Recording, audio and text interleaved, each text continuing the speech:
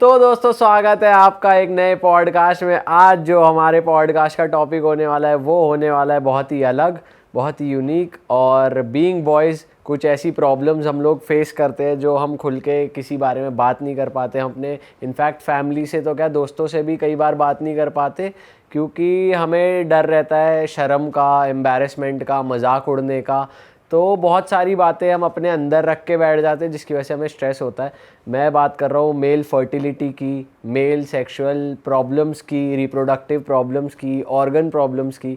तो आज उसी पे बात करने के लिए हमारे साथ हैं डॉक्टर हिमांशु धवन जी, जो कि एक आयुर्वेदिक और नेचुरल एक्सपर्ट है मेल फर्टिलिटी में।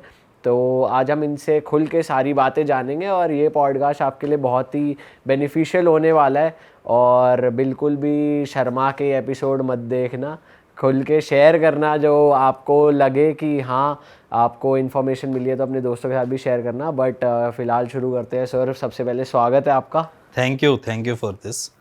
मैं बड़े टाइम से खुद ही प्लान कर रहा था कोई ऐसे यार मिल जाए मेरे को जो अपनी प्रॉब्लम्स मुझसे भी डिस्कस कर लें और लोगों की प्रॉब्लम भी डिस्कस सही बात है सर। तो सर आपसे जानते हैं बीइंग अ डॉक्टर, क्योंकि आप काउंटर के उस तरफ रहते हैं, आप लोगों से मिलते हैं, तो हमें तो गिनी चुनी बातें पता चलती हैं कि प्रीमेच्योर इजैकुलेशन हो गया या नाइट फॉल प्रॉब्लम्स या मास्टरबेशन एडिक्शन प्रॉब्लम्स चल रही हैं। आपके पास कैसी प्रॉब्लम्स आ रही है सर? सर बेसिकली हम ज़्यादातर डील जो करते हैं वो एजोस्पर्मिया पे भी करते हैं, जहाँ पर नील स्पर्म काउंट आता है। ठीक है, हम करते हैं ओलिगोस्पर्मिया, जहाँ पे हमारे स्पर्म काउंट कम होते हैं। सर स्पर्म काउंट क्या होता है और उसका रोल क्या होता है? मतलब स्पर्म काउंट जब हम कह रहे हैं उसका मतलब क्या है? बेसिकली हम जब सीमन एजैकुलेट करते हैं तो उसके साथ एक चीज़ आती है जिसकी वजह से हम एग फर्टाइल कर पाते हैं, जिसकी वजह से एम्ब्रियो बन पाता है। मतलब बेसिकली वो बेबी देने की पावर है, एक लाइफ है उस स्पर्म में। तो एक तरीके से सीड समझ लो कि वो एक तरीके का सीड की तरह वर्क करता है। तो वो जो सीड है अगर वो कम है तो हम इम्पोर्टेंट कहला देते हैं। ओके। है ना। तो वो इम्पोर्टेंसी जो है वो हमारे उस सीड के कम होने की वजह से, या मान लीजिए स्पर्म कम होने की वजह से होती मतलब हमारे स्पर्म उतने क्वालिटी के नहीं है कि वो एक एग को फर्टाइल कर पाए, एक लाइफ प्रोड्यूस कर पाए। है। इसमें आप क्वालिटी भी कह सकते हो, इसमें आप जनरल ये भी कह सकते हो कि उसकी स्ट्रक्चर, उसकी मोटिलिटी, उसका बिहेवियर या उसके खुद का कम होना भी। मतलब मान के चलो एक इंसान 15 मिलियन से अबव निकालता है ना, नॉर्मल 15 मिलियन सीड्स निकालता है, एक तरीके से समझना। सीड्स जो है 15 मिलियन निकाल रहे हैं, ठीक है। अब 15 मिलियन दौड़ते हैं टूवर्ड्स है कि हम जाएंगे, भागेंगे, दौड़ेंगे और कंसीव करेंगे। अब इस मूवमेंट में क्या होता है, कुछ रह जाते हैं, कुछ बैठ जाते हैं। जो सबसे परफेक्ट होगा वही जाके पेनिट्रेट कर पाएगा और वही जाकर एग को डेवलप कर पाएगा या एम्ब्रियो बन पाएगा।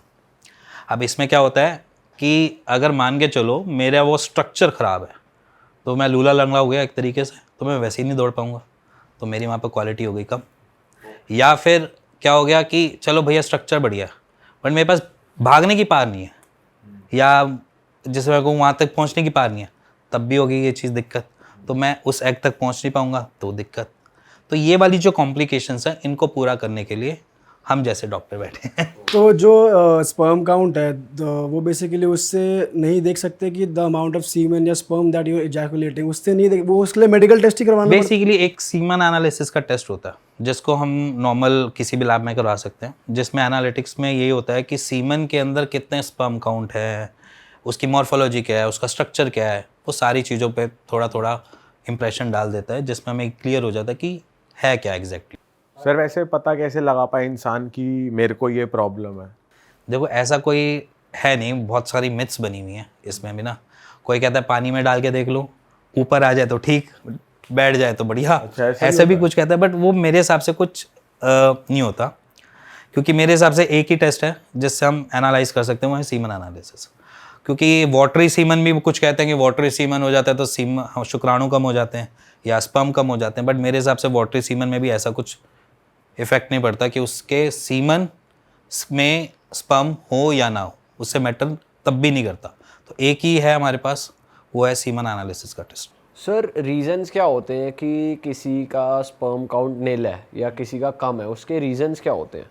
देखो रीज़न बहुत सारे हैं। अब मैं एक रीज़न की बात कैसे बताऊँ मैं, क्योंकि अगर मेरा गट हेल्थ बेकार है, मेरी लीवर की फंक्शनिंग बेकार है, तब भी मेरे स्पर्म काउंट कम हो सकता है। गट हेल्थ क्या होता है सर? जैसे डाइजेशन इश्यूज और ये सारी चीज़ें चल रही हैं, मतलब हर बारी खाना खाने के बाद मेरे को मोशन करने जाना पड़ रहा है, तब भी मेरे स्पर्म काउंट कम हो सकते हैं। और गट हेल्थ में जैसे कोलाइटिस है, IBS है, ये सारी चीज़ें भी इन्वॉल्व हो जाती हैं। और मेटाबॉलिक एक्टिविटी हमारी, अगर मान के चलो थायराइड है तो मेरे को मेटाबॉलिज्म की प्रॉब्लम है, तो मेरे को शायद स्पर्म काउंट कम मिले मेरे। ओबीज़ हूँ, मेरा मेटाबॉलिक एक्टिविटी बहुत स्लो हो रहा है, तो भी मेरे को ये इश्यूज़ मिल सकते हैं। तो मल्टीपल इश्यूज़ है। बट नील होने के सिर्फ बेसिकली 3 ही चीज़ें होती हैं कि वहाँ पर हमारी 3 चीज़ें स्कैटर्ड होती हैं, जिसमें उस स्कैटर एरिया में 3 चीज़ें मैटर करती हैं। एक तो आपकी स्पर्मेटोजेनेसिस साइकिल, जो बेसिकली स्पर्म बना रही है, वो चालू होनी चाहिए। दूसरा, आपके उस रास्ते में, मतलब मान के चलो स्पर्म बन गया, शुक्राणु बन गए, उसके बाद निकलने के रास्ते में या सीमेन के निकलने के रास्ते में कोई रुकावट ना हो। अगर रुकावट है, दूसरा रीज़न वो हो जाता है कि अगर रुकावट है तो वो नील स्पर्म काउंट आता है। और तीसरा हमारा ब्रेन, अगर ये सिग्नल ढंग से दे रहा है ना, तो सारी चीज़ें सही हैं। अगर तीसरा ऐसा है कि मोस्ट इम्पोर्टेंट है, ऐसा कुछ? मोस्ट इम्पॉर्टेंट नहीं, मतलब कह सकते हो कि वन ऑफ द रीज़न है। इम्पॉर्टेंट ऐसा नहीं है, क्योंकि ब्लॉकेज के पेशेंट्स भी काफ़ी हैं, ठीक है। स्पर्मेटोजेनेसिस ना बनने के भी पेशेंट काफ़ी हैं, और हाइपोगोनाडिज्म बोलते हैं इसको बेसिकली। तो इसमें क्या होता है कि हमारा सिग्नल जो है वो ढंग से पहुंच नहीं पा रहा और वो प्रोड्यूस करके निकाल नहीं पा रहा, जिसमें हमारे हार्मोन्स इम्बैलेंस होते हैं, और हार्मोन्स इम्बैलेंस होने की वजह से हमारे स्पर्म नहीं बनते, जैसे कि टेस्टोस्टेरोन नॉर्मल। और ये ट्रीटेबल है? ट्रीटेबल तो है। मान लीजिए कि अगर मैं ट्रीट कर रहा हूँ ब्लॉकेज के पेशेंट्स को, तो वो तो ट्रीट हो जाते हैं, ईजिली हो जाते हैं। वो उसमें होम्योपैथी, आयुर्वेद सब काम कर जाता है। इवन एलोपैथी के बाद सर्जरी है उसके लिए। बट जो बाकी के हैं, जैसे मान लीजिए हाइपोगोनाडिज्म है, तो उसमें इंजेक्टेबल्स लगते हैं, तो वो भी कहीं ना कुछ हद तक ठीक हो जाते हैं, ऐसा नहीं कि कम्प्लीटली ठीक हो जाते हैं। और रही बात जहाँ पर टेस्टिस है ही नहीं, अनडिसेंडेड टेस्टिस की बात कर रहा हूँ मैं, जिसमें मैं बोलता हूँ स्पर्मेटोजेनेसिस की साइकिल चलती है। अगर टेस्टिस है ही नहीं और स्पर्मेटोजेनेसिस की प्लेसमेंट ही नहीं है, तो वहाँ पर तो कुछ होप ही नहीं है। ओके। एंड सर, सिंस आप एक मेल फर्टिलिटी एक्सपर्ट है, मैं जानना चाहता हूँ कि बहुत से बॉयज़ हैं जो भी हैं एडिक्टेड मैस्टरबेशन के, वो भी एक वन ऑफ द रीजंस है कि आप में स्पर्म काउंट कम हो रहा है, या फिर अगला क्वेश्चन मेरा इसमें ये है कि how much masturbation is healthy masturbation? Okay sir, basically अगर आप समझो तो मास्टरबेशन मेरे हिसाब से अनहेल्दी हैबिट नहीं है। एडिक्शन को कह सकते हो, क्योंकि एडिक्शन आज की डेट में हर किसी को होगी थोड़ी ना थोड़ी। जिसके पास पार्टनर नहीं वो एडिक्टेड है, अगर मैं एडिक्शन की बात करूँ तो। हाँ, अगर मैं इसको कहता हूँ कि बहुत ज़्यादा कर रहे हो आप, डे में 3 बारी कर रहे हो, डे में 2 बारी मास्टरबेट कर रहे हो, वो चीज़ तो ऑब्वियस सी बात है, अति है तो वो खराब करेगी।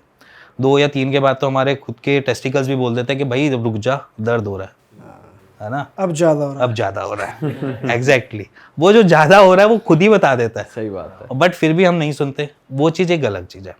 एडिक्शन मेरे हिसाब से एडिक्शन नहीं है। अगर आप वीक में 2 बारी कर रहे हो या 3 बारी कर रहे हो मास्टरबेशन, इट्स गुड, और it's good for your health also, क्योंकि वो आपका स्ट्रेस कम कर रहा है। दूसरा, आपके डेड स्पर्म काउंट वैसे ही निकल रहे हैं बाहर, आपको कुछ मेहनत नहीं करनी पड़ रही। अगर आप नहीं इजैकुलेट कर रहे तो वो वैसे ही नाइटफॉल में निकल जाएगा 15 डे या 28 डेज में, तो वो तो होना ही है उसने, क्योंकि डेड स्पर्म होंगे वो बाहर निकलेंगे। और एक स्पर्म की जो एज होती है वो अप्रॉक्सीमेटली 3 दिन की होती है, 3 से 4 दिन की। अब 3 से 4 दिन में इजैकुलेट कर भी लो, क्या फ़र्क पड़ रहा है। और जो बहुत से लोग हैं जो जैसे कुछ नई चीज़ें चल गई हैं, नवंबर महीने तक नहीं कर रहे हैं, तो वो सही है या फिर वो अच्छा, वो जो अभी आज की डेट में वो 30 दिन तक गैप ले लेते हैं? देखो, वो सही है गलत तो मैं नहीं उसमें बोलता, क्योंकि it's up to your choice. मेरी चॉइस कहती है कि मेरे को मास्टरबेट करना चाहिए तो मैं करूँगा। अगर आपकी चॉइस कहती है नहीं करना तो नहीं करोगे। अगर वो नाइटफॉल से निकल रहे तो इट्स ओके, अगर मास्टरबेशन से निकल रहे तो वो भी ओके। तो वहाँ पर कोई कॉम्प्लिकेटेड पोजीशन। ऐसा कहते हैं ना सर कि बहुत ज़्यादा न्यूट्रिएंट लॉस हो रहे हैं, आपको वीकनेस आ जाएगी और आपको ये हो जाएगा, बॉडी का बहुत सारा खाना बहुत यूज़ होकर एक बार का वो बनता है, स्पर्म बनता है, तो वो है पर्टिकुलर 21 डेज ऐसा कुछ लगता है कि प्रॉपर बन। देखो, मैं एक सिंपल सी चीज़ समझना, अगर मैं एक स्पर्म की बात करूं या सीमेन की बात करूं, तो मास्टरबेशन आपको हर 3 दिन में 90 डेज़ की साइकिल होती है। बेसिकली मास्टरबेशन भी भूल जाओ, टोटल हमारी स्पर्मेटोजेनेसिस की 90 डेज़ की साइकिल होती है, ठीक है। और जो हमारे स्पर्म बने होते हैं वो बने होते हैं प्रोटीन से, दूसरा उसमें लगता है सेलेनियम, और तीसरा लगता है जिंक। ये 3 चीज़ें बहुत मेजर होते हैं। अगर आप एलोपैथी डॉक्टर के पास भी जाओगे ना, वो भी आपको 3 या 4 चीज़ें ही देगा। प्रोटीन के डेरिवेटिव दे देंगे, आपको जिंक के कैप्सूल्स दे देंगे, और एक मल्टीविटामिन के कैप्सूल्स दे देंगे। वो सारी चीज़ें अगर हमारी बॉडी अच्छे से प्रोड्यूस कर रही है या न्यूट्रिशन गैदर कर रही है किसी भी फूड से, तो वो आपको दे देगी। और अगर बाई चांस वो नहीं दे पा रही है, तो वो आपके शुक्राणु को कम दिखा देगी। ये तो हो गया आपका एक पार्ट कि आपकी बॉडी न्यूट्रिशन खुद से ही दे रही है। अब इसमें 21 डेज़ एक हमारी खुद की एक बॉडी की पावर है। जैसे आपने बोला ना कि 21 डेज़ की, तो 21 डेज़ में हम हर चीज़ के यूज टू भी होते हैं। तो हमारी बॉडी का जो पैटर्न चलता है वो 3 या 4 हफ्तों का चलता ही चलता है, ठीक है। तो वो 3 हफ्ते जो होते हैं वो बेसिकली हमको किसी भी चीज़ में ढलने के लिए काम करती है। तो 21 दिन का ऐसा कुछ नहीं है कि वो एसिमिलेट नहीं हो रहा फूड, ऐसा कुछ नहीं होता। आप आज खा रहे हो तो आज के टाइम में हम स्टूल के थ्रू पास ऑन कर देते हैं, तो क्या उसका न्यूट्रिशन निकल जाता है? नहीं ना। वो क्या 21 दिन हमारी बॉडी में रहता है? ऐसा भी नहीं होता, वो लगता ही है। आप 21 दिन भूखे रहोगे तो 21 दिन आगे चल जाओगे? नहीं चल पाओगे। ये एक मिथ्स होती है कि 21 डेज़ लगेगा और ये होगा वैसा होगा, ऐसा कुछ नहीं होता। जो आप खा रहे हो आपको एनर्जी दे रहा है, वो आप एनर्जी प्रोड्यूस भी कर रहे हो और एनर्जी यूज़ भी कर रहे हो। अब रही बात मास्टरबेशन की, कि मास्टरबेशन से ये एनर्जी हमारी बाहर निकल जाती है या कुछ हो जाता है, न्यूट्रिएंट्स लॉस हो जाते हैं। तो मैं कहता हूँ कि अगर आप मास्टरबेशन कर रहे हो एक्सेसिव, तो वो तो वैसे भी दिक्कत देगा। जैसे हमारा ज़्यादा आलू का खाना, अगर हम रोज़ आलू खाएंगे तो अब बीमार तो तब भी पड़ेंगे। अगर रोज़ हम हरी सब्जी भी खाएंगे तो भी बीमार पड़ेंगे। तो हम चाहते हैं कि हमारा जो न्यूट्रिशन है वो हमेशा बैलेंस्ड रहे। अब अगर वो बैलेंस नहीं है तो हम बीमार वैसे भी पड़ेंगे। सेम तरीका हमारे शुक्राणु के साथ समझ लो, उसमें हमारी बॉडी को मेहनत करनी पड़ रही है, ठीक है। और जब वो मेहनत कर रही है तो वो ज़्यादा प्रोड्यूस कर रही है ना। मतलब मान के चलो आप बार बार इजैकुलेट कर रहे हो तो उसको प्रोड्यूस करने में ज़्यादा टाइम लग रहा है, तो उसको प्रोटीन भी चाहिए, उसको अपने न्यूट्रिशन भी चाहिए। तो वहाँ पर अगर मैं ज़्यादा उसको इजैकुलेट करूँगा तो मेरा बॉडी थोड़ी सी वीक होगी। इवन जो एडिक्शन में होते हैं, जो 3 बार ही इजैकुलेट कर रहे हैं दिन में, तो उसके बाद कभी कभार देखना चाहो तो उनको लगता है कि मैं फेंट हो रहा हूँ, ब्लैकआउट हो रहा है, बेड से नहीं उठ पाते। वो एक्चुअली उसने अपने एनर्जी लॉस कर ली पर्टिकुलर टाइम पीरियड। बेड पे लेटे हुए। सर जिन लोगों को स्पर्म काउंट नील की तो हमने बात कर ली, जिनको कम होता है, स्पर्म काउंट कम है, तो वो बढ़ भी जाता है? हाँ एग्जैक्टली, बड़े आराम तो से कैसे बढ़ता है? कैसे हेल्दी स्पर्म काउंट रखना चाहिए? कुछ डाइट्स होती हैं उसकी या लाइफस्टाइल होता है? देखो सर बिना से आंसर करो ना, हंस के रहे। नहीं, अब मैं बिना ऐसे करता हूँ। देखो सिंपल है, स्पर्म बढ़ाना इज अ इजी टास्क। आप अपने शरीर को थोड़ा सा समझना चालू कर दो, हर किसी को कहता हूँ समझना चालू कर दो। जब आप समझना चालू कर दोगे अपने शरीर को, वहीं पे आपके आधे से ज़्यादा रिस्पॉन्ड काम करने चालू हो जाएंगे। जैसे कि हमारा स्टूल कैसा हो रहा है, स्टूल में कोई चिकनाहट तो नहीं आ रही, पहला कुछ ऐसा तो नहीं है कि बहुत फ्रीक्वेंटली स्टूल पास करने जाना पड़ रहा है, जिससे हमारे न्यूट्रिशन जो है वो बॉडी में ना लगकर हमारी बॉडी में एसिमिलेट ना होकर ऐसे निकले जा रहे हैं। दूसरा, हमारे फूड में ऐसी कौन सी चीज़ें हैं जो हम ले रहे हैं जिसकी वजह से हमारी बॉडी में स्पर्म काउंट बढ़े। जैसे अभी मैंने बताया जिंक इंपॉर्टेंट है, प्रोटीन इंपॉर्टेंट है, सेलेनियम इंपॉर्टेंट है, और विटामिन डी और B12 इंपॉर्टेंट है।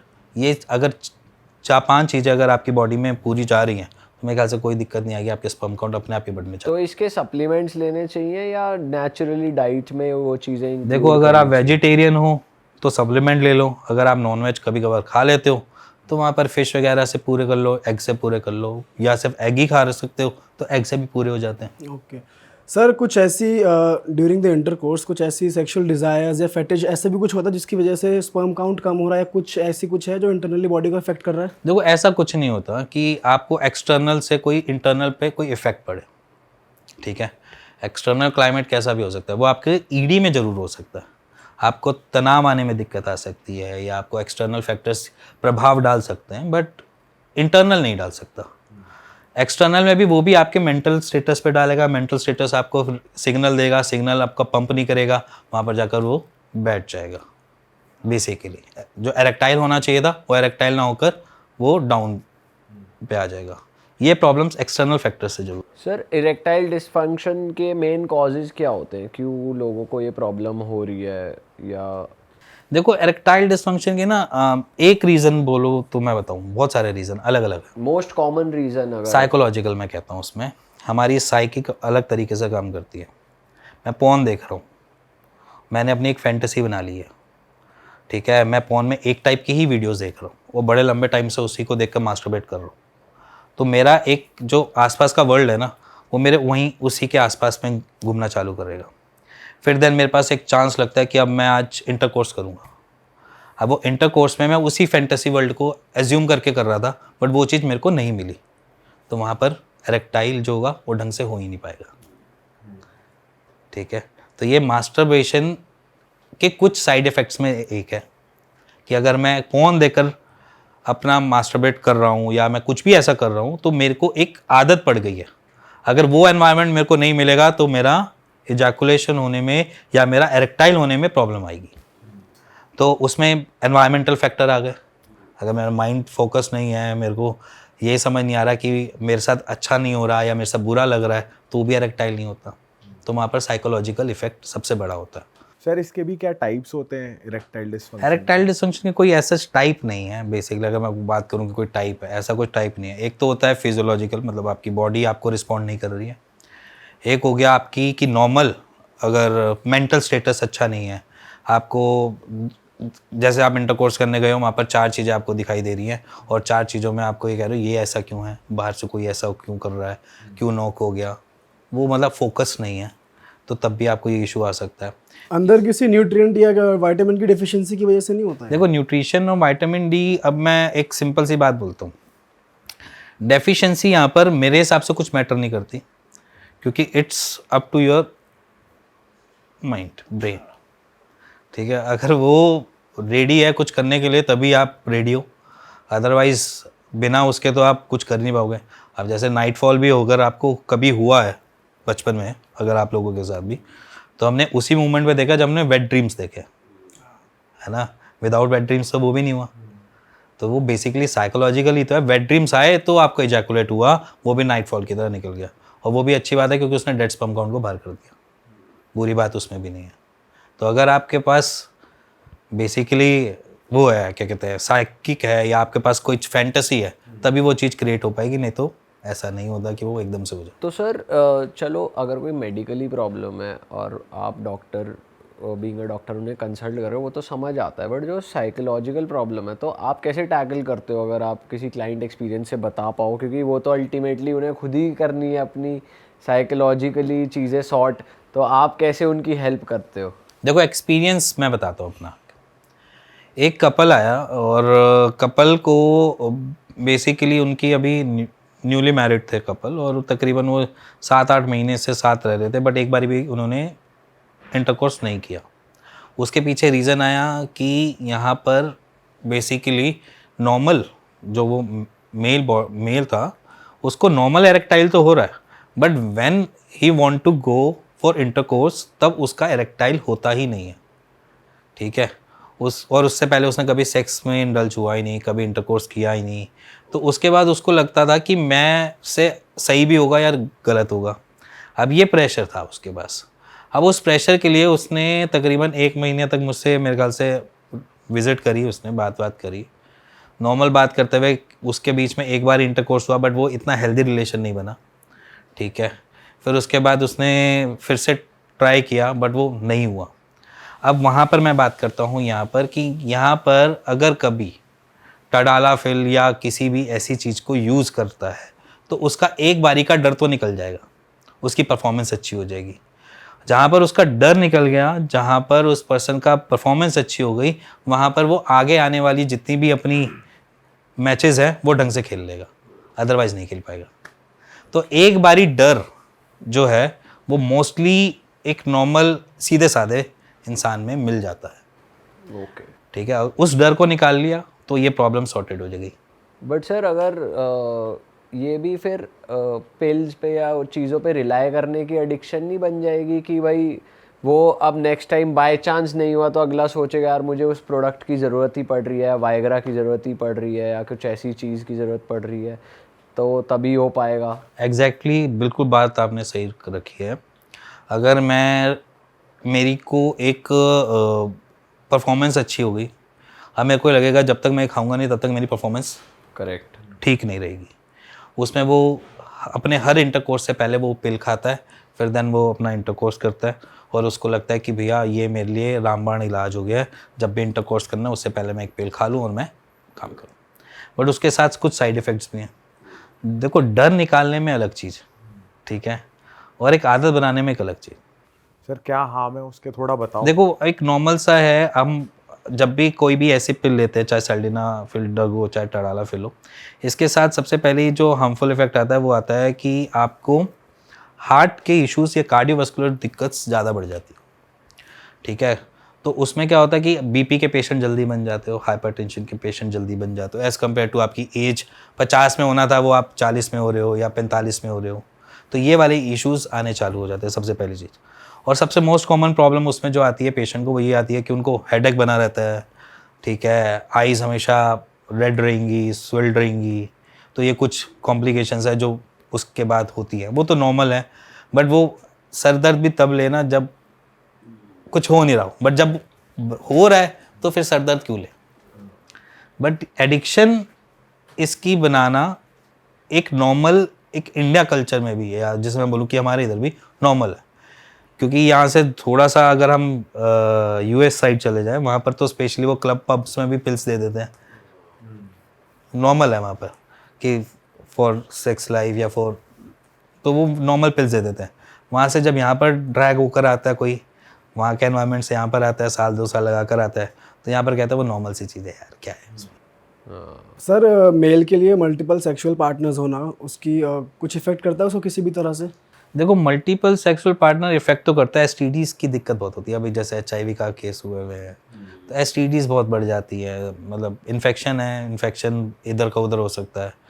तो मेरे हिसाब से मल्टीपल पार्टनर अगर है भी तो प्रोटेक्शन रिक्वायरमेंट है, बिना प्रोटेक्टेड आप इंटरकोर्स ना करो, ठीक है। और आगे जाकर कॉम्प्लिकेशंस इस वजह से आती हैं, तो किसी का अच्छा तो किसी का बुरा, किसी का अच्छा एक्सपीरियंस होता है, किसी का बुरा एक्सपीरियंस भी होता है, कि वो इतना बढ़िया एक्सपीरियंस करके आया, जब मैरिज हुई, मैरिज के बाद वो वाला एक्सपीरियंस उसको नहीं मिला, तो दिक्कत। और किसी के लिए मैरिज वाला एक्सपीरियंस इतना बढ़िया हो जाता है कि उसको जो पुराना बैड एक्सपीरियंस है वो भूल जाता है। तो इट्स अप टू अस। अगर मैं आपकी बात करूं, आपकी बॉडी मुझसे अलग है सबकी, आपके सोचने का तरीका भी मुझसे अलग है, ठीक है, आपका मतलब फैंटेसी का वर्ल्ड भी अलग है, आपको सेक्स का वर्ड के लिए भी एक अलग माइंड बनाता है। ऐसा नहीं कि जैसे मेरा सेक्स को देख मन कर रहा है, या मेरे को जैसे सेक्स को लेकर वर्ड पोर्ट्रेट कर रहा है, आपके लिए भी वैसे पोर्ट्रेट कर रहा हूँ। मेरे लिए सेक्स का पोर्ट्रेट का वर्ड है कि सिर्फ और सिर्फ लाइफ ब्रिंगिंग, ठीक है, और रिलैक्समेंट। आपके लिए कुछ और हो सकता है, सबके अपने अपने विज़न होता है। अब आपका विज़न कहता है कि सेक्स जो है वो मल्टीपल पार्टनर के साथ सही है, ठीक है, और मेरा को लगता है कि 1 वुमेन गाय होना चाहिए, ठीक है। तो आपका भी अप्रोच गलत नहीं है, मेरी भी अप्रोच गलत नहीं है। It's up to mindset. ये सर सोसाइटी में हो गया ज़्यादा कि भाई फ्लॉन्ट करना है कि मैं तो इतनी बार हो गया, मेरे तो ये बॉडी काउंट है, ये है वो है, ये सब ज़्यादा चल देखो, रहा है। ऐसा है कि टिंडर है, इतने सारी अब डेटिंग ऐप्स हैं, तो मेरे हिसाब से अब इंजॉय वाला टाइम है यार, इंजॉय करो। सर बेसिकली देखो, इट्स अप टू अस ना। मैंने बोला कि ये आपकी चॉइस है, ठीक है, मेरी चॉइस नहीं हो सकती बट आपकी चॉइस हो सकती है। तो इट्स अप टू यू। अगर आपको अच्छा लग रहा है, आपको लग रहा है कि हाँ भाई हुकअप्स इट्स गुड, तो आपके हिसाब से सही है ना वो।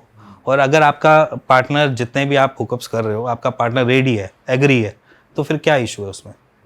अगर आपका पार्टनर डिसएग्री है और आप ज़बरदस्ती कर रहे हो, वो चीज़ गलत है। और सर और क्या कैसी कैसी प्रॉब्लम्स लेके लोग आपके पास आते हैं? सर एरेक्टाइल डिसफंक्शन है, नाइटफॉल है। नाइटफॉल भी कोई प्रॉब्लम है? और क्या, क्यों नहीं है प्रॉब्लम? अगर ज़्यादा हुए तो प्रॉब्लम है। कितना? मान लो अगर मैं मंथ में 2 बार ही नाइटफॉल कर रहा हूँ तो इट्स ओके। अगर मैं अगर को डेली बेसिस पे या वीक में 3 बार या 2 बार ही हो रहा है, वो प्रॉब्लम है। वहाँ पर जैसे हम इजैकुलेशन में न्यूट्रिशन लॉस करते हैं, वो नाइटफॉल में भी एक तरीके से लॉस ही करते हैं। तो सर ये क्यों होता है एक हफ्ते में 2-3 बार? देखो, हम एक मोमेंट आता है, अब अगर मैं आपको बात करूं हमारी पूरी ड्यूरिंग लाइफ में, हम 18 या 16 या 15 साल में हमारे हार्मोन्स ऐसे होते हैं, चलती बस में इरेक्टाइल हो जाता है, होता है, नॉर्मल है, कोई इशू नहीं है। अब वो डे टू डे में जैसे हम 18 में थे वैसे हम 28 में नहीं रहेंगे। सर हंसी आ रही है, इस बात है, चलती चलती बस बस में तो हंस लो यार। चलती बस में गर्म हो गई बॉडी। नहीं, एक हार्मोन्स का एक वो है, मतलब हार्मोन्स का एक हमारी बॉडी में काम है, प्रभाव है, प्रभाव या काम है, समझ लो उसका पीक काम है, पकड़ रखी है। पीक पकड़ रखी है। टेस्टोस्टेरोन लेवल हमारा लेवल पे हो जाता है, ऊपर बढ़ता है, तो फिर उस मोमेंट जवानी सर चढ़ के बोल रही है। मेरे माइंड में आ रहा है चलती मेट्रो में बहुत हो रहा है सर आजकल लोगों को। ठीक है, हाँ। ठीक है, तो उस मोमेंट पे बेसिकली क्या होता है कि हम अपने एक पीक पे होते हैं, और जब वो पीक होता है तो उस पीक पे हमारा इरेक्टाइल होना स्वाभाविक है, हमारे हार्मोन्स करवा रहे हैं। और उसी मोमेंट पे हम देखते हैं कि हमको नाइटफॉल की भी शिकायत आती है। फर्स्ट नाइटफॉल इसी ईयर में होता है, अप्रॉक्सीमेटली 13 साल से चालू होता है, 18 साल के बीच में कभी भी हो जाता है। तो ये तभी होता है जब हमारे हार्मोन्स हमसे कह रहे हैं कि बहुत अच्छी से प्रोडक्शन हो रही है अंदर, और जब प्रोडक्शन अच्छे से हो रही है तो उसको कहीं ना कहीं तो एनी हाउ निकलना ही पड़ेगा, और अंदर का रास्ता इतना बड़ा नहीं कि वो फैलेगा, जो निकलने का रास्ता है वो ऐसा भी नहीं कि वो फैलेगा, उसको एनी हाउ करके वो खुद से ही निकालना पड़ता है। इसलिए हमारी बॉडी खुद ही प्लान करती है, आपको वेट ड्रीम्स देगी और उसके बाद इजैकुलेट कर देगी। ये एक नॉर्मल तरीका है जो हमारी सब में होता है। अब क्या होता है कि हम अलग अलग तरीके से देखते हैं। अगर मेरी बॉडी स्ट्रेस में है और मैं बहुत परेशान रहता हूँ, मेरे पास गर्लफ्रेंड नहीं है, मेरे पेपर चल रहे हैं, मेरे पास सैडनेस भरी पड़ी है, तो वो स्ट्रेस क्या करेगी, मेरे को नाइटफॉल की कंप्लेंट्स क्रिएट करेगी।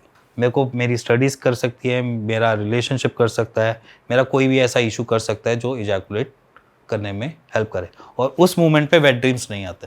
अच्छा, वो वैसे ही हो रहा है। वो वैसे इजैकुलेट हो गया। तो ये तो बहुत डिप्रेसिंग होगा लोगों के लिए। नहीं, डिप्रेसिव कह सकते हो, डिप्रेसिव तो नहीं होता, क्योंकि वो फिर ट्रीटमेंट के लिए ढूंढता नहीं है इतनी जल्दी। वो पहले अपने आसपास के किसी भी उसको बोलेगा कि कहीं से ऐसी दवाई मिल जाए जिससे मैं रिकवर कर जाऊँ। वो जाएगा किसी भी डॉक्टर के पास जाए या किसी के पास भी जाए, वो 4 दिन की रिकवरी लेगा, 5 दिन की रिकवरी लेगा। किसी का हो जाता है, किसी का नहीं भी होता है। तो यहाँ पर क्या है कि एजुकेशन मेरे हिसाब से मस्ट है। आपको अपनी पेल्विक एरिया की एक्सरसाइज भी उतनी ही रिक्वायरमेंट है जितना आप चलते। अगर आपने अपने ऑर्गन को खुश रखना है, हैप्पी रखना है, तो वहाँ पर आपको न्यूट्रिशन और खून तो पहुँचाना ही पड़ेगा। सर उसकी एक्सरसाइज कैसे होती है? कीगल एक्सरसाइज है, उसका लिंक मैं दे दूंगा, मैंने बना रखी है, डिस्क्रिप्शन में डाल देना। अच्छा सर, सिंस हम एजुकेशन की बात कर रहे हैं, आपके पास ऐसे भी पेशेंट्स आते हैं, मतलब बच्चे अकेले आते हैं, पेरेंट्स को बिना बताए आ रहे हैं, बिना किसी गार्जियन के साथ आ रहे हैं, ऐसा भी आपके पास आ रहे हैं? और ये एक नॉर्मल सी चीज़ है कि बच्चे जो होते हैं वो ज़्यादातर कंसल्ट करना पसंद करते हैं टेलीफोनिक। ओके। बच्चों के साथ क्या होता है कि उनके हिसाब से घबराहट भी है ना, वो बात कर सकते। क्लिनिक पे उनको ऐसा भी डर लगता है कि जाएंगे तो डर कोई देख ना ले, ठीक है। तो ये सारी चीज़ें ना मेरे हिसाब से जनरल है। अगर हम भी एट द एज ऑफ 18 या 19 होते, हम भी 2 बार ही सोचते यार ये रोज़ हो रहा है, तो क्या हमें बात करनी चाहिए या नहीं करनी चाहिए। बट आपके हिसाब से उनको पेरेंट्स के साथ आना चाहिए? क्यों नहीं आना चाहिए? पेरेंट्स को भी इतना ही एजुकेट होना चाहिए जितना वो हो रहे हैं। और मेरे हिसाब से मेरी एजुकेशन कम हो, बल्कि पेरेंट्स की एजुकेशन ज़्यादा हो उनकी तरफ, उनका सपोर्ट उनकी तरफ ज़्यादा हो। अगर आज के डेट में पेरेंट अपने बच्चों को बताते हैं कि भैया ये चीज़ एक नॉर्मल है, इसका सॉल्यूशन है, बाहर मिल जाएगा, तेरे को डॉक्टर दे देगा, तो वो वैसे ही आधा स्ट्रेस फ्री हो गया। पहले बच्चा स्ट्रेस लेता है अपने किसी भी चीज़ का, फिर स्ट्रेस लेता है अपने नाइटफॉल का, फिर लेता है दिक्कत, फिर उस दिक्कत को बढ़ाते बढ़ते बढ़ा देता है। क्योंकि बच्चे अक्सर यहाँ पर भी चले जाते हैं जो टेंट लगा के बैठे होते हैं, सही डॉक्टर तक, सही इलाज तक नहीं पहुँच पाते, फिर और दिक्कतें हो जाती हैं। ऐसे एग्जैक्टली वो इसलिए जाते हैं ना क्योंकि उनकी अप्रोच ऐसे लगता है कि भैया यही ठीक कर देगा, एक गोली खा के ठीक हो जाऊँ। हाँ एग्जैक्टली। बट एक गोली का इलाज नहीं है, चाहे वो एलोपैथी में चले जाओ, चाहे आयुर्वेद में चले जाओ, चाहे होम्योपैथ में चले जाओ, तो किसी में भी एक दिन का इलाज नहीं है। नाइटफॉल को रोकना इट्स नॉट टास्क, बट वो ऐसा भी नहीं है कि एक दिन में आप खा लो तो ठीक हो जाओगे। तो सर आप बीइंग एन आयुर्वेदिक डॉक्टर, आप आयुर्वेदी से ही सब कुछ ट्रीट करते हो या आप ब्लेंड करते हो अलग अलग? देखो, मैं इंटीग्रेटेड अप्रोच की तरफ ध्यान, तो मेरे हिसाब से पेशेंट की रिकवरी मैटर करती है रादर देन मैं अपनी अप्रोच को पकड़ूँ। मेरे को अप्रोच अगर ये भी सही लगती है कि अगर होम्योपैथी से सही हो रहा है तो BHMS की टीम बना रखी है मैंने डॉक्टर्स की, जो उनकी कंसल्ट मैं भी करता हूँ उनसे, एज इन गाइडेंस उनसे भी लेता हूँ। तो उनकी गाइडेंस कहती है कि यहाँ पर अगर ये रोल बेटर है तो यहाँ पर ये काम कर जाएगा। अब जैसे कि मान लो कि मेरे पास पेशेंट पहली बारी में नहीं आता, मेरे पास पेशेंट घूम के आता है, इधर उधर चक्कर लगा लूगू के आया होता है। किसी ने बहुत ज़्यादा आयुर्वेद खा रखी है, किसी ने बहुत ज़्यादा होम्योपैथ खा रखी है।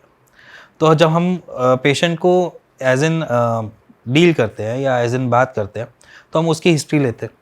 जब हिस्ट्री लेते हैं तो हिस्ट्री में पता चलता है उसने किया क्या है पास्ट में। जब पास्ट में वो कोई ट्रीटमेंट ऐसा लेकर आ रहा है कि बड़े लंबे टाइम से होम्योपैथी ट्रीटमेंट लेकर आ रहा है या आयुर्वेद ट्रीटमेंट लेकर आ रहा है, तो हम स्टार्टिंग में प्रेफरेंस देते हैं कि पहले अपना वही ट्रीटमेंट को कंटिन्यू रखे जो अप्रोच वो लेकर आया। अगर बाई चांस वो फर्स्ट मंथ में हमको लग रहा है कि रिकवरी हमारे एक्सपेक्टेशन से नहीं मिली है डॉक्टर्स के एंगल पे, कि मतलब मान के चलो हमें चाहिए था कि रिकवरी 1 ही महीने के अंदर होनी थी बट हुई नहीं है, अभी भी कुछ रह गया, तो वहाँ पर हम अप्रोच चेंज करके उसको बेटर तरीके से देखते हैं। तो हम यहाँ पर पेशेंट सेंट्रिक चलते हैं रादर देन मैं अप्रोच की बात करूँ तो। और अगर सर जैसे अभी लोगों को IVF सेंटर्स जा रहे हैं तो उस केस में आप क्या रेकमेंड करते हो, आप कैसे करते हो लोगों का इलाज कि नेचुरली चीज़ें हो जाए, या फिर आप अगर वो कंडीशन है कि IVF जाना ही पड़ेगा सो यू रिकमेंड दैट कि आप कर सकते हो? देखो मेरे हिसाब से IVF इट्स गुड, मैं उसको बुरा नहीं कहता। वो इसलिए बुरा नहीं कहता क्योंकि जहाँ से भी पेशेंट को बच्चा मिल रहा है ना तो वो जगह ग्रेट है। देखो ना हम दे पाते बच्चा, ना कोई और दे पाता, देने वाला तो ऊपर वाला ही है।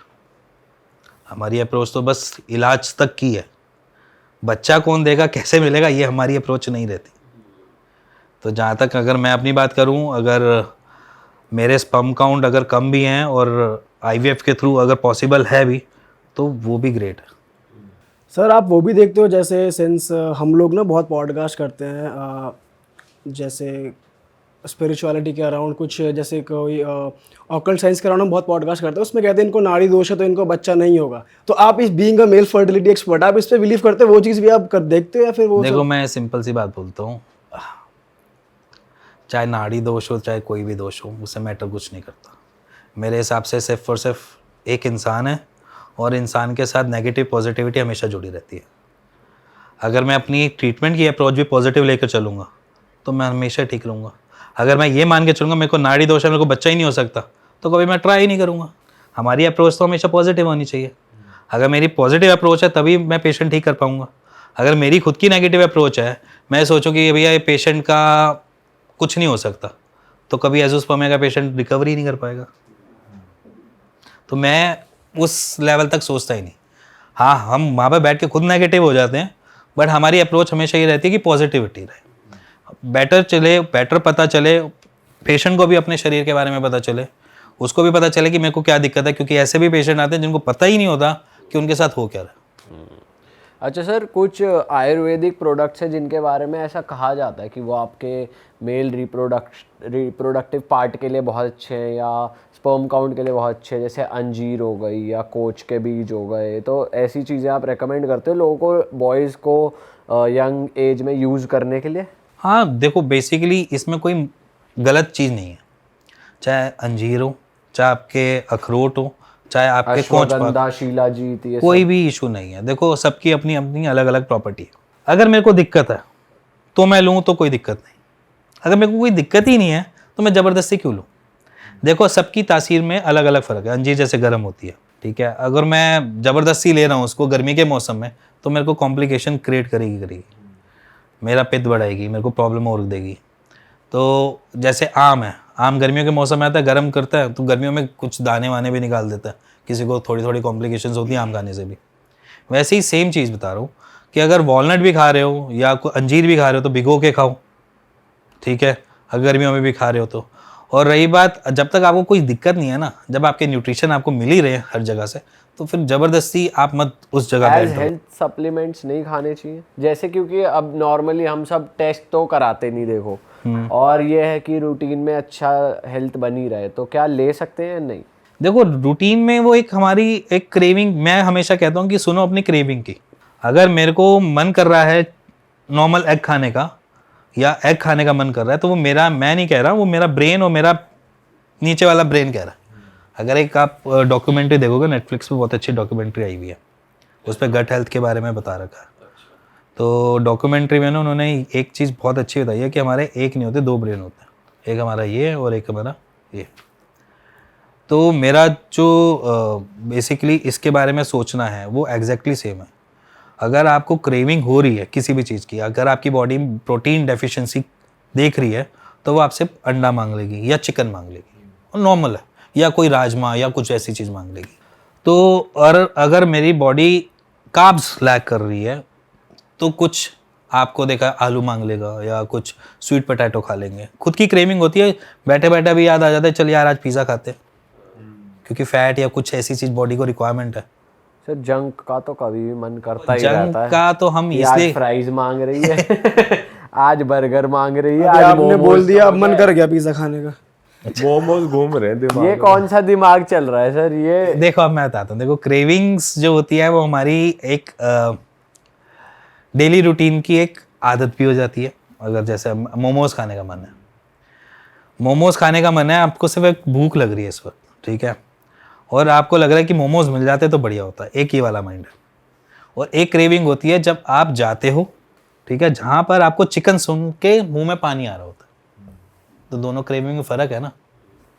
वो जो दूसरी क्रेविंग है ना, जहाँ में मुंह में पानी आ रहा है, उस क्रेविंग की बात कर तब खा लो अगर वो आ रही है। आ रही हो तो वहाँ पर प्रोटीन डेफिशिएंसी हो रही है या कुछ ऐसा हो रहा है। कुछ लोग सर वैसे ही पानी आ रहा होता है मुंह में देख देख के हर चीज कि भाई सब खा लो, सही में वो सर तो फिर गलत हो जाएगा ना सर। वो गलत है। अच्छा सर, वर्कआउट करते हुए भी या फिर कोई भी स्पोर्ट्स एक्टिविटी करते हुए ऐसा कहते हैं कि तुम्हें एल गार्ड पहनना चाहिए या फिर कुछ सपोर्ट के लिए, तो क्योंकि ब्लैडर पे कुछ इफेक्ट पड़ता है, वो कैसे खराब करता है अगर नहीं पहनते तो? बेसिकली ब्लैडर नहीं पड़ता, हमारे जिम इंस्ट्रक्टर ना थोड़ा गलत गाइड करते हैं।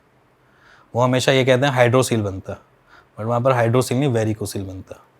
वो क्या होता है? एक जैसे मान के चलो एक टेस्टीज है, उसके पीछे क्या एपिडाइमल लेयर, और एपिडाइमल लेयर से ऊपर की तरफ वेन्स जा रही हैं। ये एक तरीके से हमारी वेन्स जाती है टूवर्ड्स हार्ट। अब उस वेन्स में बेसिकली अगर फुलावट हो रही है, वहाँ पर कोई ऑब्स्ट्रक्शन तो नहीं कह सकते, रिफ्लक्सेस क्रिएट हो रहे हैं, अंदर रिफ्लक्सेस बन रहे हैं, तो अपने डायमीटर को बढ़ा लेते हैं।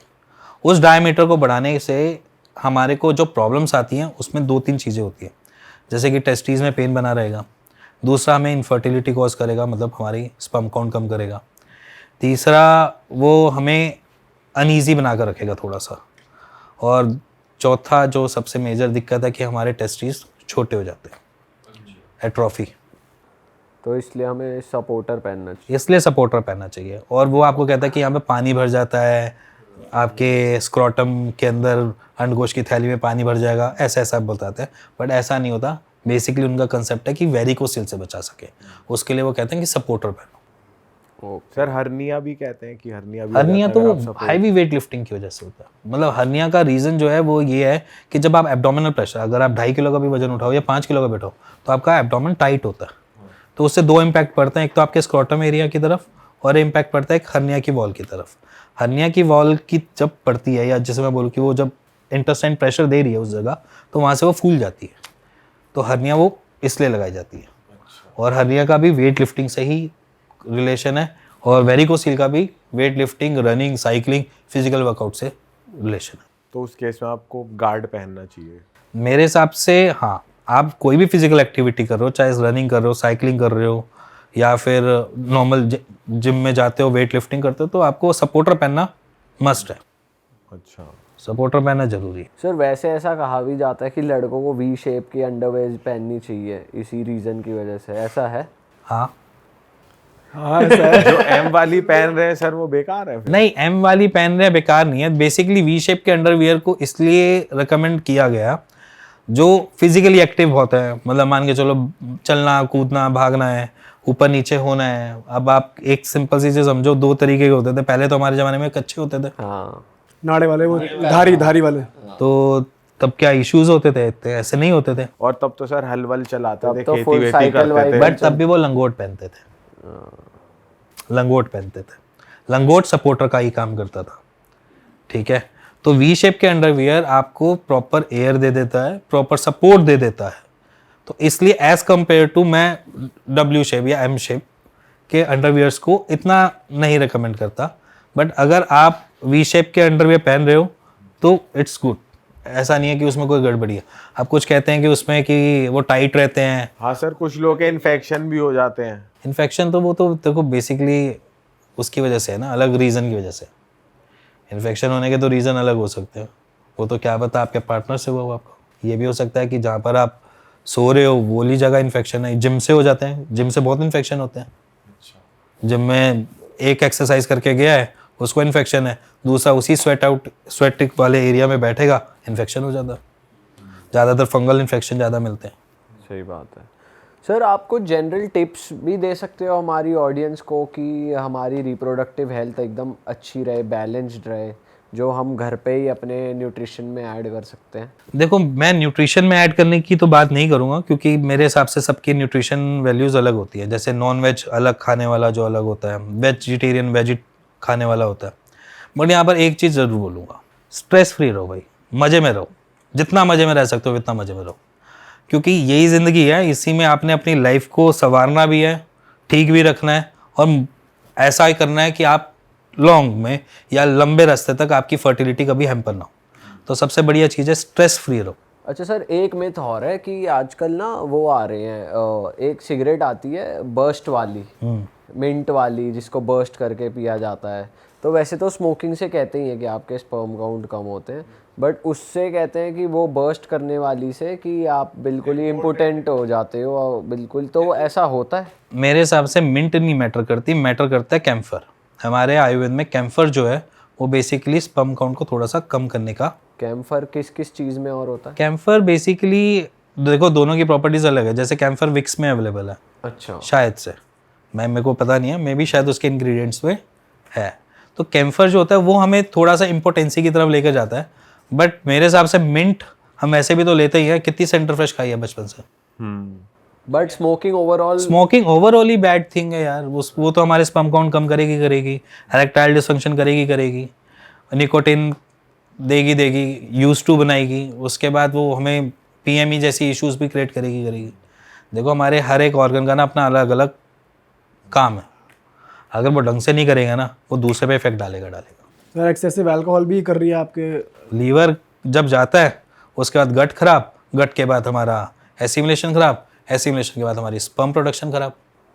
सर कई लोग अल्कोहल को भी एज अ वाइग्रा या प्री सेक्स चीज़ यूज़ करते हैं, क्योंकि फिर वो अराउज हो जाते हैं और मतलब थोड़े वो हो जाते हैं। तो ऐसा क्यों है, मतलब क्या करता है वो हमारे ब्रेन में? एक्चुअली अराउज नहीं करते, वो बेसिकली क्या होता है, जब हम ऐसे कोई भी ड्रिंक लेते हैं वो हमारे टाइम पीरियड को बढ़ा देते हैं। अच्छा। क्योंकि आप उस टाइम फोकस ही नहीं हो, आप तो नेक्स्ट जगह पे हो। वो आपके उस पीरियड को बढ़ा देगा। जहाँ पर इजैकुलेशन मान के चलो 5 मिनट में होनी थी, वो 10 मिनट ले जाएगा, 15 मिनट ले जाएगा। तो वहाँ पर अराउज नहीं बढ़ता, कुछ ऐसा नहीं बढ़ता, वो आपके टाइम पीरियड को बढ़ा देता है।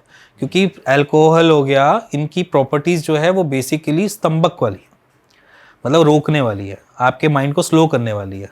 जैसे बोला ना कि आपका माइंड फिट है ना और सारी चीज़ें करेक्ट चल रही है, तो कोई आपको इन ईडी पीएमई जैसी कोई इशू में नहीं आएगा। सिमिलरली कोक, पेप्सी, ये सब भी हमारे स्पर्म काउंट को कम करती है? देखो, बेसिकली कैफीन इनटेक कर रहे हो आप, ठीक है, वो कॉफ़ी में भी है। कॉफ़ी में भी है। और कॉफ़ी जो होती है वैसे बेसिकली गुड बोली जाती है, बट उसके साथ आप करते हो बहुत सारी शुगर कंटेंट साथ में, पेप्सी कोला है इसमें। तो शुगर जो है वो बेसिकली हमारे मेटाबॉलिक एक्टिविटी को थोड़ा सा अलग तरीके से परफॉर्म करने देती है। वो एकदम से ऐसा नहीं होता कि एकदम से हिट मारती है। हमारी बॉडी वैसे इंसुलिन बना रही है, तो उसको लगता है कि वाह आज तो जादू मिल गया, तो हमारी मेटाबॉलिक एक्टिविटी को थोड़ा सा स्लो डाउन कर देती है, जिसकी वजह से हमें दिक्कत मिलती है पेप्सी कोला से और ये सारी चीज़ों बाद में।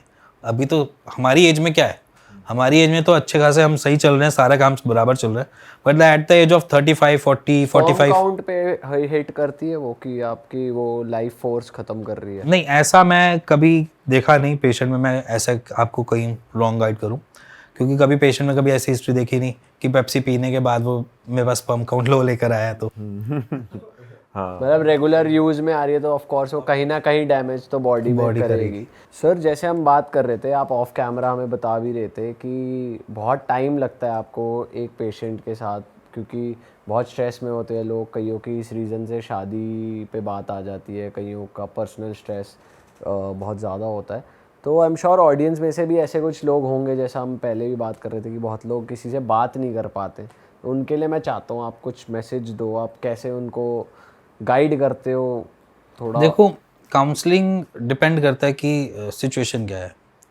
अब देखो, पेशेंट के साथ वरीज अलग तरीके की होती है। कुछ कुछ के डाइवोर्स केसेस फाइल हुए हुए होते हैं, कुछ नॉर्मल अपनी रिलेशनशिप में प्रॉब्लम में लेके बैठा है, कोई फैमिली प्रेशर लेकर आया होता है कि पेरेंटल प्रेशर बहुत है। तो अब प्रेशर टू प्रेशर चीज़ें अलग अलग हो जाती हैं। अब वो कुछ तो ये भी नहीं बताते अपनी वाइफ को कि मेरे साथ ऐसा कुछ हो भी रहा है। तो ये सारी चीज़ें जो होती हैं, हम प्रेफरेंस तो ये देते हैं कि आप पहले बात करो अपने पार्टनर से, तो एटलीस्ट बात करो। कुछ पार्टनर्स की हमने देखे कि जहाँ पर पार्टनर स्ट्रॉन्ग है, स्ट्रॉन्ग प्लेस पे खड़ा है, मतलब सपोर्टिव है और पूरा हर जगह पे सपोर्ट कर रहा है, वहाँ उन पेशेंट की रिकवरी भी बहुत अच्छी देखी है। और जहाँ पर वाइफ या उसको अपने आसपास के सराउंडिंग से एटमॉस्फेयर ढंग से नहीं मिल रहा, तो वहाँ पर रिकवरी भी हमने देखी कि बहुत लेट मिली है या कभी कभार नहीं भी मिली है। तो मेरे हिसाब से स्ट्रेस जो है वो मैटर करता है, और उसके साथ आपको कोई ना कोई एक ऐसा इंसान तो चाहिए जिसके साथ आप बात कर सको। अच्छा सर, स्लीपिंग पैटर्न या फिर स्लीपिंग पोस्चर भी इफ़ेक्ट करता है आपके पर्सनल प्राइवेट पार्ट्स को? स्लीपिंग पोस्चर ऐसा तो कुछ नहीं डालता, बट अगर कुछ लोग कहते हैं कि अगर वो नेकेड सो रहे हैं या फिर वो नेकेड सोना एकदम सही रहता है, हेल्दी होता है, ऐसा कुछ है? ऐसा कुछ नहीं है। नेकेड सोना या पजामे में सोना या बॉक्सर में सोना कुछ मैटर नहीं करता। मैटर तो बस ये करता है कि इस मोमेंट पे वो ये बताने की कोशिश कर रहे होंगे, जिससे भी आपने सुना होगा, कि अपने उस पार्ट को में बेसिकली आपने जो अपना प्राइवेट पार्ट है उसको आपने कूल डाउन करना है। एक्चुअली क्या होता है, हम डे टू डे की रूटीन में डेनिम पहनते हैं आज के दिन में। पहले क्या होता था, ट्राउज़र चलती थी, खुली ट्राउज़र्स होती थी। और तो हम हमारे जो टेस्टिकल्स है ना, उसकी खुद का एक फिनोमेना है बहुत अच्छा तरीके से काम करने का बॉडी से, कि वो स्क्रॉटम कॉन्ट्रैक्शन भी लेता है और रिलैक्सेशन भी लेता है। देखोगे कि तो गर्मियों में स्क्रॉटम जो है फैलता है, हैंग होता है, सर्दियों में वो चिपक जाता है, कह देते हैं कि हाँ कॉन्ट्रैक्शन हो गई। तो वो बेसिकली टेम्परेचर मेंटेन कर रहा होता है। जैसे हमारी बॉडी का टेम्परेचर रहता है 37.5 डिग्री सेल्सियस, बट हमारे टेस्टिस का जो रहता है वो 35 डिग्री सेल्सियस रहता है। तो वो 2.5 डिग्री का जो डिफरेंस है ना, उसको बैलेंस करने के लिए स्क्रॉटम रिलैक्स भी करेगा और कॉन्ट्रैक्शन भी लेगा। तो ये जो कॉन्ट्रैक्शन रिलैक्सेशन जो होती है ना, वो टेम्परेचर मॉड्यूल को मेंटेन करने के लिए होती है। सर अगर जैसे रिलैक्स ज़्यादा रहता तो उसमें ऐसा कुछ है कि कुछ आपको इशू आ सकता है आगे जाके, मतलब या फिर ये नॉर्मल चीज़ है? देखो, ये नॉर्मल चीज़ होती है वैसे, रिलैक्स में रहे या उसमें मतलब कॉन्ट्रैक्शन में रहे, it depends on body to body, very करेगा। बट अगर वो एक साइड का बहुत ज़्यादा है, लेफ्ट साइड का बहुत ज़्यादा हैंग कर रहा है, प्रॉब्लम दे रहा है, कभी कभार छोटी मोटी जगह पे छोटा सा पेन हो जाता है, तो इट मीन्स कि वो साइन और सिम्टम हो जाते हैं वेरिकोसिल के। तो अगर कुछ ऐसा दिख रहा है तो अपने आसपास के किसी भी डॉक्टर से एक बारी कंसल्ट कर लो, और अगर नहीं भी कंसल्ट करना तो एक नॉर्मल स्कैन करवा लो। जो है लैब्स होती हैं, उनको जाकर एक अल्ट्रासाउंड स्क्रोटम बोल दो, वो स्कैन करवा लो, उससे क्लियर हो जाता है।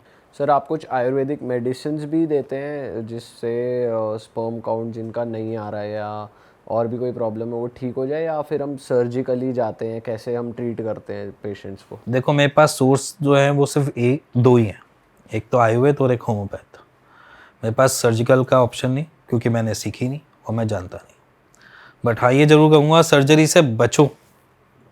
एक बारी चीड़ फाड़ होती है, उसके बाद वो जगह रिकवर वैसे नहीं करती है। आपके पास ऑप्शन है, अवेलेबल है, बट उसको हमेशा लास्ट ऑप्शन लेकर चलो।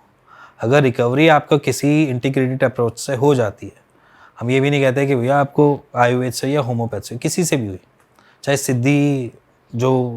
सिद्धि होती है बेसिकली, उससे भी अगर हो रही है, तो आपकी अगर रिकवरी वहाँ से हो जाती है तो हमें मैटर नहीं करता, हमें ये नहीं लगता कि वो चीज़ गलत है।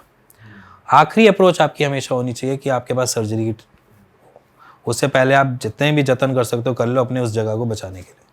वैसे सर आप जो कपल्स हैं आजकल के, आप सबसे मिलते ही हो, आपको पता है कि प्रॉपर एज गैप, मतलब एज क्या है कि वही लोगों की बायोलॉजिकल साइकिल जो है वो इफेक्ट हो रही है। तो कपल्स को आप क्या रिकमेंड करते हो कि मतलब मेल्स को बेसिकली कि कब कंसीव कर ले, क्या राइट एज है? तो आप थोड़ा बताओ। देखो, बेसिकली मेरे हिसाब से मैरिज और कंसीव की एज ऑलमोस्ट पास हुई, तो मेरे हिसाब से मैरिज जो होनी चाहिए वो 25 के आसपास होनी चाहिए। ठीक है, लेटर ऑन 30 तक वैसे भी बॉडी थोड़ी सी वैसी हो जाती है, अलग हो जाती है। ठीक है, फीमेल बॉडी भी थोड़ी डिफरेंट हो जाती है। तो मेरे लिए एक राइट एज जो बोलूँगा वो 24-25 के आसपास होनी चाहिए, क्योंकि उस टाइम हम सेटल्ड होते हैं, हमारी हर चीज़ एक्यूरेट तरीके से चल रही होती है, हमारा एक पीरियड होता है जो इंजॉयबल पीरियड होता है, मतलब इंटरकोर्स भी इंजॉय कर सकते हो, अपनी रिलेशनशिप को भी इंजॉय कर सकते हो, हर मोमेंट को उस मोमेंट पे इंजॉय कर सकते हो। और जब आप उसको इंजॉय कर रहे होते हो तो आपकी फर्टिलिटी की एज भी जो होती है वो भी राइट करेक्ट जो टाइम है वो यही होता है कि जब आप मैरिज करोगे उसके बाद फर्टिलिटी आएगी। तो 24-25 ऑन एन एवरेज, 25 में शादी करो, 26-27 2 साल आप मज़े में रहो रिलेशनशिप में, 26-27 में जाकर अपनी कंसीव कर लो। बट 30 क्रॉस करने के बाद कॉम्प्लिकेशंस ज़्यादा आती हैं। हमारे पास जो भी पेशेंट्स होते हैं वो ज़्यादातर 30 से अबव ज़्यादा मिलेंगे एज़ कम्पेयर टू जो 28-29 के होते हैं, बट कम होते हैं ratio wise. All right sir, मज़ा आ गया आपसे बात करके। और अगर जनता को भी इस पॉडकास्ट में मज़ा आया और वो सर से कंसल्ट करना चाहते हैं, टच में होना चाहते हैं, तो स्क्रीन पे सर का इंस्टाग्राम तो आ ही रहा था, आप वहाँ पर सर को फॉलो भी करें और मैसेज भी कर सकते हैं। और साथ ही साथ सर जहाँ बैठते हैं श्रेयास में, उसकी सारी डिटेल्स, कॉन्टैक्ट नंबर्स हम डिस्क्रिप्शन में डाल रहे हैं, आप रीच आउट कर सकते हैं, सर की टीम आपको बिल्कुल असिस्ट करेगी। एंड हम मिलेंगे ऐसे ही एक और मज़ेदार पॉडकास्ट के साथ। अगर आपको ये पॉडकास्ट इन्फॉर्मेटिव लगा है, आपको लगा है कि आपको अपने फ्रेंड्स और फैमिली में सर्कुलेट करना चाहिए, किसी को ज़रूरत है सर से मिलने की, तो आप प्लीज़ उन तक ये पॉडकास्ट पहुंचा दें। और बस हम मिलेंगे ऐसी एक और मज़ेदार एपिसोड के साथ। Till then bye bye, take care, अपना ध्यान रखो भाई, और बातें करो किसी से, स्ट्रेस कम लो, मज़े लो, मौज लो, घूम फिर के आओ, थोड़ा वो ज़्यादा जरूरी, थोड़ा घूम फिर के आओ, घूम फिर के आओ। चलो मिलते हैं।